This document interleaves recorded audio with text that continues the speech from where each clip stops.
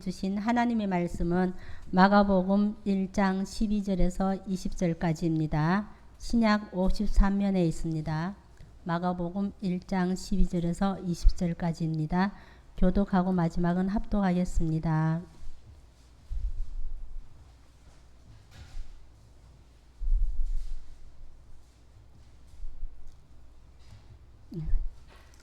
찾으신 줄 알고 제가 먼저 읽겠습니다. 성령이 곧 예수를 광야로 몰아내신지라.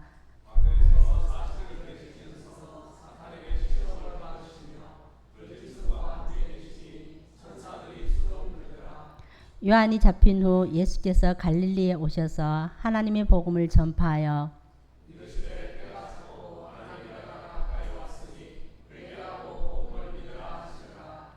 갈릴리 해변으로 지나가시다가 시몬과 그 형제 안드레가 바다에 그물을 던지는 것을 보시니 그들은 어부라.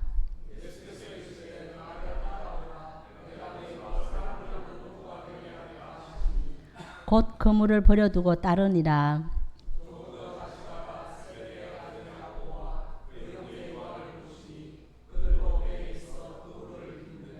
함께 하겠습니다.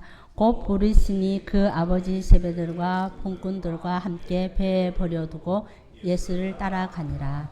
아멘. 오늘 말씀 제목은 따라가는 삶입니다. 오후라서 나른하시죠? 우리 몸 잠깐 풀고 가겠습니다. 자, 두 팔을 벌려서 올려주세요. 그리고 오른쪽 한번, 왼쪽 한번 쫙 폈다 내리시고 박수 3번 시작. 짝짝짝. 네, 말씀 시작하겠습니다. 네, 오늘 본문은 마가가 예수님이 이 땅에 오셔서 공생일을 시작하시면서 가장 먼저 무엇을 하셨는지 기록하고 있습니다. 마가는 예수님을 개인적으로는 알지 못했지만 베드로와 사도 바울과 같이 사도들과 같이 가까이 지내면서 그들이 목격하고 그들이 정언한 예수님을 믿음으로 그 믿음 위에 교회를 위해 기록하겠다고 생각하고 이 필요성을 깨닫고 기록하였다고 봅니다. 예수님의 공생의 시작을 따라가면서 이 본문을 기록한 목적을 살펴보면서 우리의 삶에 적용해 보겠습니다. 읽지 않았는데 앞에 9절에 첫째 보면요. 예수님은 먼저 세례를 받으셨습니다. 9절 말씀에 요단강에서 요한에게 세례를 받으시고 여기에서 가장 의문이 나는 점이 있습니다. 마가는 1절에 하나님의 아들 예수 그리스도라고 하였습니다. 하나님의 아들이 세례를 받을 이유가 있을까요? 인간의 몸으로 오셨지만 예수님은 하나님의 아들이십니다. 그렇다면 죄가 없으신데 왜 세례를 받았을까요? 아담과 하와가 타락하여 에덴 동산에서 나오게 됩니다. 그들은 수고하여야만 하는 세상으로 쫓겨납니다. 그래서 죄 없는 예수님이 죄가 있는 인간으로 세상에 오셨으니 먼저 인간의 원죄 죄를 씻으려고 세례를 받았다고 생각합니다. 그러자 10절에 보면 하늘이 갈라지고 성령이 비둘기같이 자기에게 내려오시는 것을 보시니 라고 되어 있습니다. 예수님의 세례는 하늘이 열리는 즉 하나님 나라가 이 땅에 임하는 사건의 시작입니다. 그것을 보시었다고 말하였습니다. 11절에 하늘로부터 소리가 나기를 너는 내 사랑하는 아들이라 내가 너를 기뻐하노라 하시니라. 아멘. 예수님의 세례는 하나님의 일을 시작하는 시작입니다. 하나님의 아들이라는 선포로 이 땅에서 일을 시작하십니다. 세례를 받으신 후 내 사랑하는 아들이라 내가 너를 기뻐하노라고 하나님이 말씀하십니다. 우리 모두도 세례를 받았습니다. 세례와 함께 하나님의 나라가 우리에게 임하였습니다. 우리는 죄인에서 하나님의 자녀로 바뀌었습니다. 그러므로 너는 내 사랑하는 아들이라 불러주시고 우리를 하나님의 아들로 칭하여서 주십니다. 우리도 세례를 받을 때 하나님이 우리로 인하여서 매우 기뻐하셨을 것입니다. 마가는 예수님의 소식을 전하면서 로마의 기독교를 믿는 성도들에게 하나님이 기뻐하시는 하나님의 자녀됨을 알려줍니다. 하나님이 기뻐하신다는 말씀을 너무나 공감되는 이야기가 있습니다. 며칠 전에 TV 프로 중에 슬기로운 전공의 생활이라는 것을 잠깐 봤는데요. 임신한 어느 어머니가 출산할 때가 되어 진통이 왔는데도 1월 1일에 새해둥이를 낳고 싶었습니다. 왜냐하면 12월 31일에 아이가 태어나는 게 너무너무 싫었기 때문입니다. 진통이 온 날이 12월 31일이었습니다. 그래서 진통이 와도 산모는 계속 참으려고 하였습니다. 그러나 의사는 지금 진통이 왔고 태아가 태어날 준비가 되었으니 산모만 준비가 되면 아이가 태어날 가장 적합한 시기라고 말하면서 분만실로 산모를 데려갑니다. 산모가 사정사정하였지만 이미 진통이 많이 시작되어서 아이는 새해둥이가 못되고 태어나 버립니다. 그런데 여기서 자신의 아이를 아는 산모가 하는 말이 있습니다. 갓 태어난 아이는 못생겼다는데 이 아이 왜 이리 예뻐요? 하면서 산통이 남아있는 고통 가운데서도 너무나 기뻐하며 미소를 짓습니다. 하나님의 아들을 기뻐하시는 것만큼은 아니지만 이 땅에 생명이 태어난 것은 모든 부모가 기뻐하는 일일 것입니다. 모든 생명을 기뻐하시는 하나님은 우리가 세례를 받을 때도 하늘문을 여시고 우리의 하나님 자녀됨을 기뻐하셨을 것입니다. 둘째는 예수님은 시험을 받으십니다. 12절에 보면 성령이 곧 예수를 광야로 몰아내신지라 라고 합니다. 거기서 40일을 지내시면서 사탄에게 시험을 받으십니다. 성령이 예수님을 광야로 몰아내신지라고 하였습니다. 하나님은 하나님의 아들이지만 세상에 왔으므로 삶의 터전인 광야로 몰아내십니다. 광야에서 시험을 받았습니다. 그런데 또 여기 의문이 있습니다. 성령이 몰아내신다고 합니다. 왜 성령님은 예수님을 광야로 몰아내셨을까요? 하나님은 하나님의 아들이지만 인간으로 세상에 오셨으므로 삶의 터전인 광야로 몰아내시어 시험을 받도록 하셨습니다. 그리고 덜 짐승들과 함께 계시니 천사들이 수종들더라 합니다. 시험을 당하고 있지만 사람을 잡아먹을 수도 있는 덜 짐승들과 함께 있으니 천사들의 도움으로 안전하여집니다. 우리는 예수님을 믿고 하나님의 자녀가 되었는데 왜 고난이 계속되는지 의문이 될 때가 있습니다. 그것은 하나님의 자녀로서 하나님을 믿어도 고난은 여전히 우리 속 가운데 남아 있습니다. 인간의 삶의 터전은 세상이기에 고난은 벗어날 수 없습니다. 즉 광야의 삶은 언제나 그대로 주어집니다. 여기서 잘 보아야 할 것은 성령이 몰아내니라입니다. 하나님이 주시는 시험도 있습니다. 우리는 하나님께 가까이 가려고 믿음을 더욱 든든히 할 때마다 시험은 더 많아집니다. 사단은 끝없이 우리를 괴롭히고자 교묘한 수단으로 다가옵니다. 하지만 우리가 알아야 할 것은 또 한 가지, 성령님은 언제라도 우리를 도우시려고 함께 계신다는 것입니다.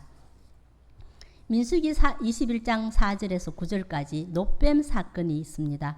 여기서 에돔 땅을 우야하려 하였다가 길로 말미암아 백성이 마음이 상하여 백성들이 하나님과 모세를 원망하여 말합니다. 우리를 어찌하여 애굽에서 인도하여 내어 이 광야에서 죽게 하는가? 그러면서 이곳은 먹을 것도 없고 물도 없도다. 또한 우리 마음이 하찮은 음식을 싫어하는도다 라고 말합니다. 하나님은 만나와 구름기둥과 불기둥으로 지켜주셨지만 즉 날마다 하나님이 내려주시는 만나를 지금은 싫어한다는 것입니다. 이렇게 투덜거리는 죄를 범하여 여호와께서 불뱀을 보내어 이스라엘 백성들을 불뱀에 물려 죽는 사건이 있습니다. 그런데 하나님께서 불뱀을 보내었다고 합니다. 하지만 엄밀히 말하면 광야에는 여전히 불뱀과 정갈이 사는 곳입니다. 그러나 하나님의 은혜로 불뱀과 정갈은 이스라엘 백성에게 가까이 오지 못하도록 막아주셨기 때문에 안전하였던 것입니다. 우리에게도 시험이 있습니다. 예수님을 구주로 삼고 살아갈 때 성령님이 우리를 도우심을 믿고 하나님을 의지한다면 광야 같은 삶에서 예수님을 천사들이 수종들듯이 성령님께서는 우리를 도우시리라 믿습니다. 모세의 기도로 녹뱀을 쳐다본 즉 살더라 하였습니다. 우리는 자신이 아닌 타인을, 누구를 위한 기도의 동력을 정말 중요한 것을 볼 수 있습니다. 내가 고난 가운데 있든지 아니면 고난받는 사람을 볼 때 기도의 동력은 정말 중요합니다.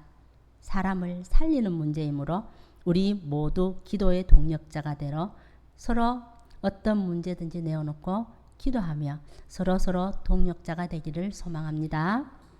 사단을 물리치신 예수님처럼 성령님의 도우심으로 우리에게 주어진 시험을 이기는 성도님들이 다 되시길 축복합니다. 셋째는 예수님은 복음을 전하셨습니다. 마가는 예수님이 이 땅에 오신 이유를 이제 정확히 거듭하여 설명하고 있습니다. 그것은 복음을 전파하는 것입니다. 예수님은 갈릴리 호수 근처에서 복음을 전파하십니다. 예수님은 마가복음 1장 15절에 때가 찼고 하나님 나라가 가까이 왔으니 회개하고 복음을 믿으라 하시더라 합니다. 10절에 하늘이 갈라짐과 같이라고 하는 말씀이 있습니다.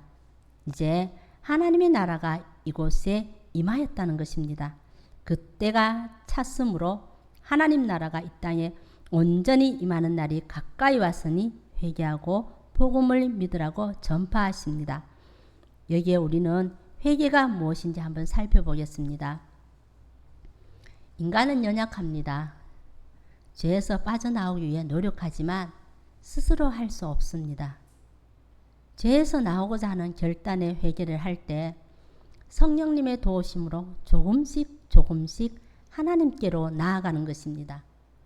우리가 회개했다고 해서 하루아침에 확 바뀌는 삶을 살 수 없습니다. 어제 실패하여도 다시 한번 성령님의 도우심을 구하며 다시 한번 회개의 무릎을 꿇고 도전하는 것입니다. 그렇다고 또 되는 것은 아니지요.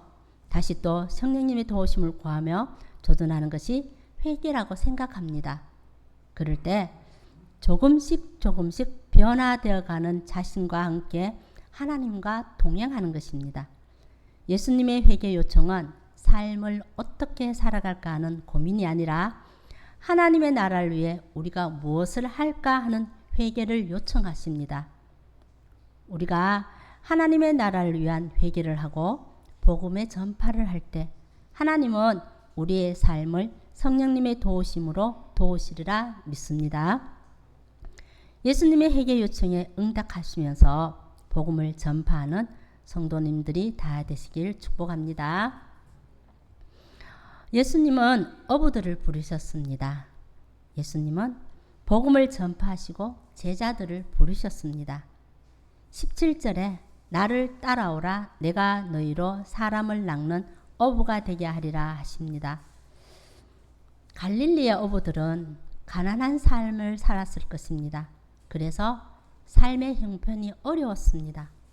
그런데 복음을 전하던 예수님이 고기가 아니라 사람을 낚는 어부가 되리라고 말씀하시니 18절과 19절에 보면 그들은 곧 그물을 버려두고 따르니라 합니다.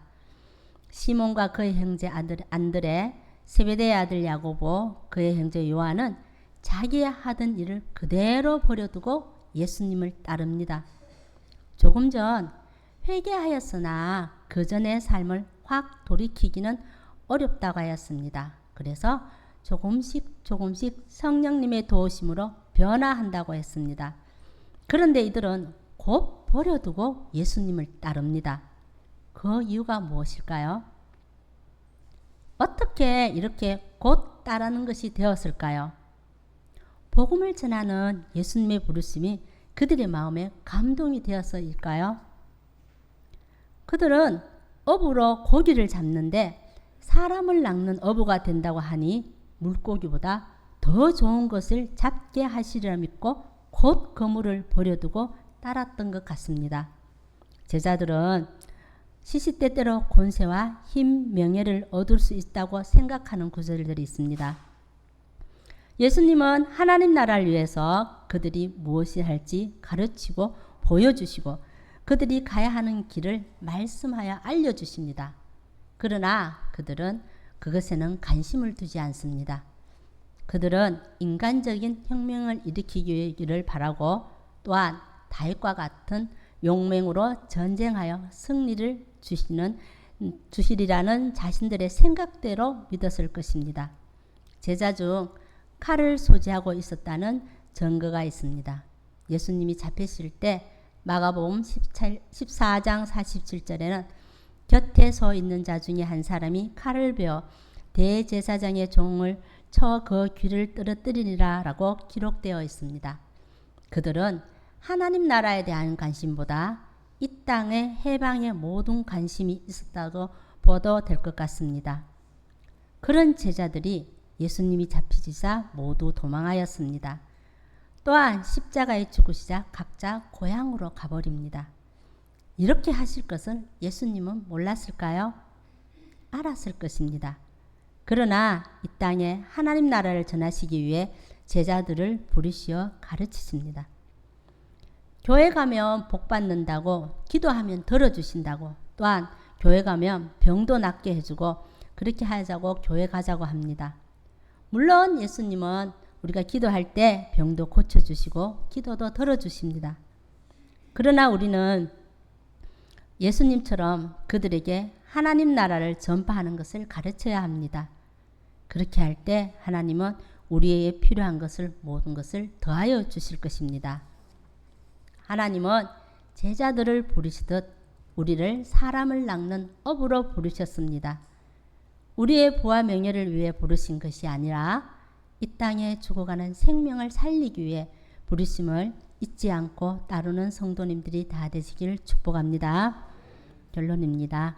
인간은 이 땅에 태어나서 부모의 젖을 먹고 살고 자라서는 학교를 가고 성인이 되면 독립하여 경제활동을 합니다. 성인이 되기 전까지는 부모가 책임을 지고 의식주를 해결하여 줍니다. 그러나 경제활동을 하면서부터는 부모님께 용돈도 드리고 저축도 하여 미래를 준비하여 노년이 되었을 때는 그 준비된 것으로 살아갑니다. 물론 다 이렇게 하는 것은 아니지만 대부분 이렇게 살아간다고 봅니다. 자의적인 삶을 살아갑니다. 예수님도 인간으로 이 땅에 오셨기에 이렇게 살아갔습니다. 그러나 공생애가 되시면서 하나님의 때가 되면서 15절에 보면 때가 찼고라고 합니다. 때가 되시자 하나님의 아들이신 예수님이 이 땅에 오셔서 하신 과정을 세례부터 시험받고 복음을 전파하시고 또한 제자들을 부르시는 과정을 거칩니다. 이것은 우리가 믿음으로 나아가는 그 과정과 너무나 똑같은 것을 알 수 있습니다. 이 과정은 우리에게 예수님을 구주로 받아들이고 믿는 사람이 어떻게 되어야 하는지를 예수님께서는 손수 모델링이 되어 주셨습니다. 우리에게도 때가 이미 찼고 그 과정을 거쳐가고 있습니다. 그러므로 복음을 전파하여 제자를 부르고 키워나가야 합니다. 어느 청년이 경찰 공무원이 되고 싶어서 시험을 보았습니다. 그런데 자꾸 떨어집니다. 한 번, 두 번은 그냥 다시 해보지 하는 마음으로 하였지만 10번이나 떨어지니까 마음의 상심도 되고 또 부끄럽기도 하였습니다. 교회에서 믿음이 없다는 말을 들을 것 같아서 교회 나가는 것도 싫어지면서 근심이 되었다고 합니다. 10번 동안 이 방법 저 방법으로 다 공부하는 방법도 바꾸어 보고 또 이 학원 저 학원 바꾸어 가면서 공부해 보아도 안 되었습니다. 그래서 어느 날 담임 목사님께 상담을 요청하였다고 합니다. 그런데 깨달은 것이 있다고 합니다. 그것은 하나님을 의지하지 않고 인간적인 방법만 적용하였다는 것입니다. 이렇게 깨닫고 처음에 공부할 때는 기도하고 하나님을 의지하고 하였는데 하다 보면 다시 또 자신의 방법으로 하더랍니다. 그것이 반복되었지만 하나님을 의지하려는 기도를 더욱 강하게 하였습니다. 시간이 지난 후 공부를 하는 내내 하나님을 의지하는 자신을 발견하였고 그리고 시험을 쳐서 합격하였다고 합니다. 이건 아는 사람 이야기입니다. 우리 모두는 예수님을 따라 살아가는 삶을 받은 성도들입니다. 칼을 찾던 제자처럼 세상의 것을 한곁에 두고 따르는 것이 아닌지 살펴봅시다. 자신이 온전히 의지하지 않는다면 날마다 하나님을 의지하려고 몸부림쳐 봅시다. 그러나 처음부터 하나님을 의지하는 것이 잘 안 됩니다. 순간순간 넘어지고 또 잊어버리게 됩니다. 하지만 그것이 다시 우리의 마음을 중심을 하나님께 둔다면 어느 순간 우리는 예수님을 따라가는 삶을 완성할 수 있을 것입니다. 어느 신학자는 교회인 우리는 하나님 나라를 향한 미래의 방향성과 세상을 위한 현재의 투쟁 사이에 존재한다고 말합니다. 우리의 삶은 투쟁입니다. 예수님을 따라가는 삶입니다. 이것은 투쟁입니다. 이 삶에서 모두 승리하시길 축복합니다. 기도하겠습니다. 자비로우신 아버지 하나님 감사합니다. 하나님의 자녀로 불러주시니 감사드립니다. 오늘 말씀을 통하여서 믿는 자의 삶이 어떻게 되는지 예수님이 손수 모델링을 배워주심을 보고 믿게 하여 주시옵소서. 우리도 그 삶을 따라 살아가기를 소망합니다. 많은 사람들을 옳은 길로 인도하는 자는 하늘의 별과 같이 빛나리라 하였습니다. 이 말씀처럼 우리도 하나님 나라에 빛나는 사람으로 많은 사람들을 옳은 길로 인도하게 하여 주시옵소서. 예수님을 따라가는 삶을 살아내어 생명을 구원하는 일에 쓰임받는 하나님이 기뻐하시는 별과 같이 빛나는 삶이 되게 하옵소서. 생명과 소망의 빛 되신 예수님의 이름으로 기도드립니다. 아멘.